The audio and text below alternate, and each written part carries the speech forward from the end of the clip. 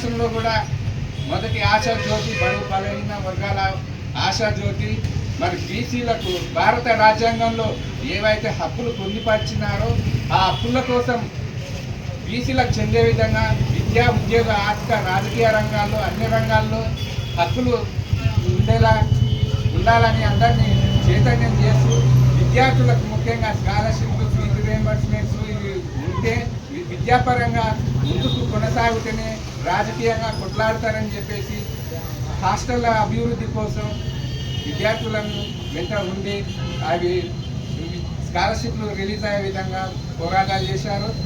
అనంతరం రాజకీయంగా ఉంటేనే అంబేద్కర్ గారు చెప్పినట్లు మాస్టర్ ఆఫ్ ది అంటే అధికారం చేతిలో ఉంటే ఏదైనా సాధించవచ్చు అని చెప్పి విద్యార్థులను చైతన్యం చేశారు, ప్రజలను చైతన్యం చేస్తూ రాజకీయంగా ఎదగాలని చెప్పేసి ఎంపీటీసీ జెడ్టీసీ స్థానాలు అప్పుడు ఎన్టీ రామారావు గారు ఉన్నప్పుడు కమిషన్ చేసినప్పుడు ఆర్ కృష్ణన్న గారు మరి దానికి పనిచేసి ఆ విధంగా 33% ఉండే విధంగా మండల కమిషన్ ఏర్పాటు చేసినప్పుడు ఆర్ కృష్ణన్ గారు ముందుండి దానికోసం పోరాడి సాధించిండు ఆ కమిషన్కు.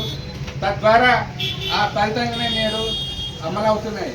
మరి నేడు అవి దొరల పాలన ఉమ్మడి రాష్ట్రం విడిపోయినప్పుడు ఆ దొరల పాలనలో భాగంగా రిజర్వేషన్లు ఎత్తివేయడం, సీలింగ్ విధానం అని చెప్పి అనేక కారణాలు చెప్పడం వలన దానివలన ఎంపీసీ జెడ్పీసీ స్థానాలు కోల్పోవడం జరిగింది గతంలో 10 ఏళ్లలో.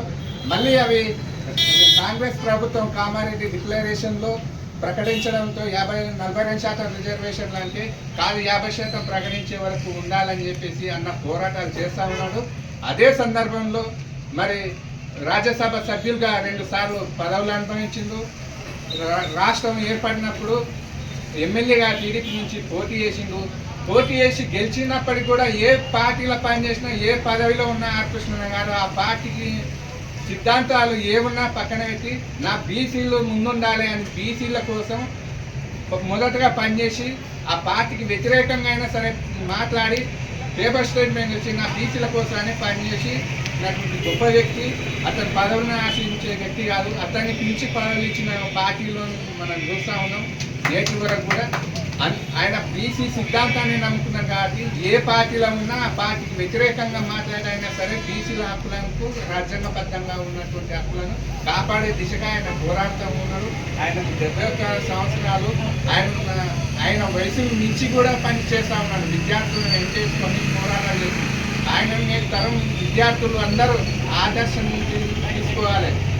నేను ఈ సందర్భంగా బీసీలకు ఒకటే చెప్తా ఉన్నా, కొంచెం బుద్ధి జ్ఞానం విజ్ఞత ఏమైనా ఉంటే 1 గంట సేపు మీ పనులు పక్కన పెట్టుకొని ఇలాంటి సీనియర్ నాయకులు జిల్లాలో ఉన్నటువంటి నాయకులు పిలుపునిచ్చినప్పుడు అన్ని పక్కన పెట్టి పనులు పక్కన పెట్టి 1 రోజు ముందుకు వస్తే మీ పనులు మీ రాజ్యాంగబద్ధంగా ఉన్నటువంటి పనులు ఏవైతే ఉన్నాయో అవి కాకపోతే నాగర్ కర్నూలు నడి బొట్టున ఉన్నటువంటి అంబేద్కర్ విగ్రహానికి నా తల తీసి కట్టకపోతే ఇది నా సవాల్ చూడండి.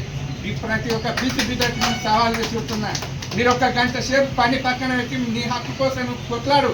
రాకపోతే కేంద్ర రాష్ట్ర ప్రభుత్వాలు దిగొచ్చి నీకు పని చేయకపోతే నా తల తీసి అంబేద్కర్ విగ్రహాన్ని కట్టకపోతే ఈ సవాల్ చూడాలని ఈ సందర్భంగా విన్నవించుకుంటున్నాను.